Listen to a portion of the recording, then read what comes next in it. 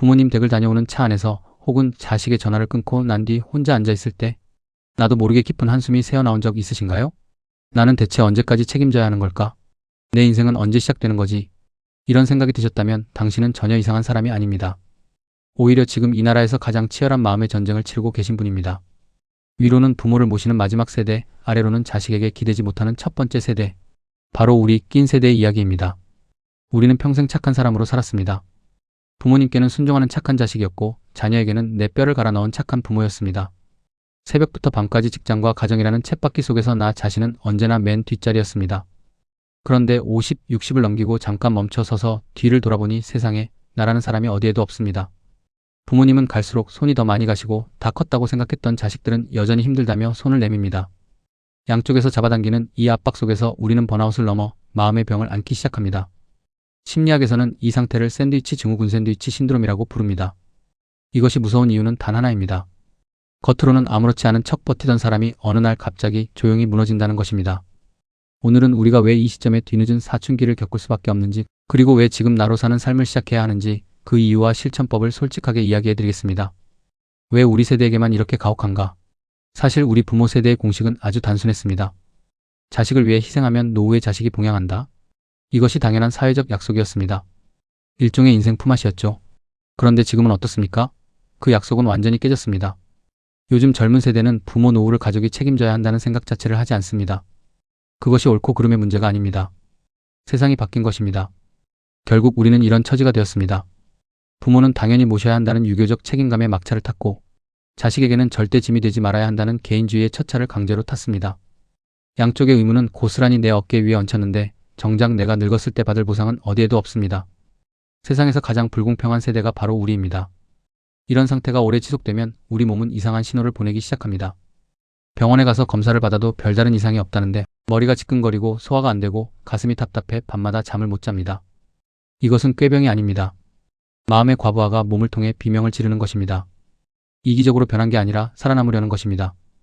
요즘 주변에 이런 분들 보신 적 있으신가요? 갑자기 이제 다 귀찮다 하시거나 나 혼자만의 시간이 필요하다며 변화를 선언하는 동년배들. 주변에서는 뭐라고 합니까? 나이 먹더니 이기적으로 변했네. 늦바람 들었나봐 하고 눈총을 주지요. 그런데 심리학은 전혀 다르게 말합니다. 그것은 이기심이 아니라 내 마음이 살아남기 위해 보내는 가장 건강한 신호입니다.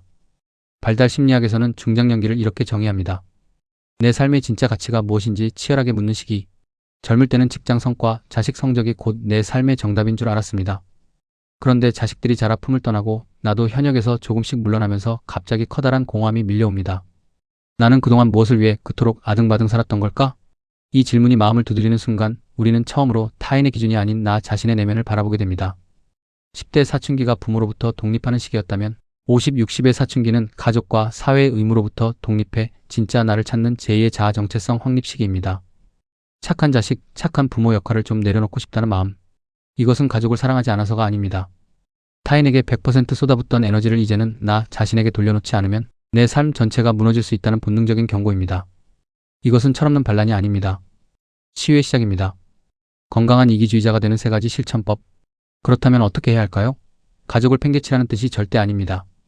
내 마음의 방어벽을 세우는 건강한 이기주의자가 되자는 것입니다. 현실적인 3단계를 알려드리겠습니다. 마음속에 한계선을 그으세요. 낀 세대의 가장 큰 실수가 무엇인지 아십니까? 가족의 문제를 나의 문제로 동일시하는 것입니다.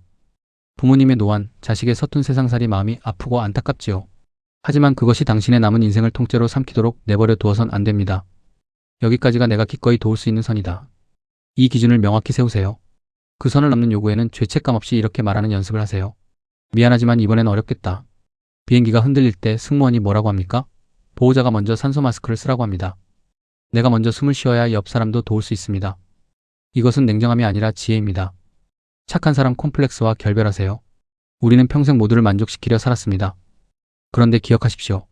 모두를 만족시키려는 삶은 결국 나 자신을 가장 먼저 배신하는 삶입니다.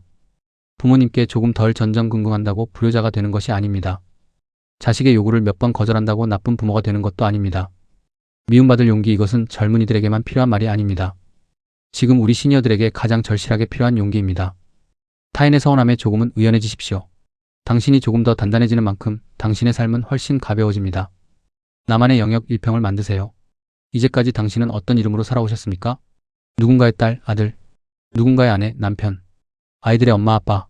이제 그 무거운 명함들을 잠시 내려놓고 진짜 내 이름으로 살 수 있는 작은 영역을 하나 만드십시오. 거창할 필요가 없습니다. 혼자 걷는 새벽 산책, 오래전 접어둔 악기 하나 다시 잡기, 텃밭에 상추 한 줄 심기, AI나 스마트폰 같은 새 기술 배워보기, 타인의 칭찬도 누군가의 인정도 필요 없는 오직 내가 좋아서 하는 1평짜리 나만의 공간. 이 작은 공간이 견고하게 존재할 때 일상의 압박을 버텨낼 마음의 힘이 생깁니다. 이제 무거운 짐을 내려놓을 시간. 철학자 니체는 인간의 마음이 성장하는 단계를 3가지 동물로 설명했습니다. 낙타, 무거운 짐을 지고 묵묵히 사막을 걷는 존재. 사자, 그 억압에 맞서 자유를 외치는 존재. 어린아이, 과거의 짐을 내려놓고 현재를 순수하게 즐기는 존재. 우리 시니어들은 평생 낙타의 삶을 살아왔습니다.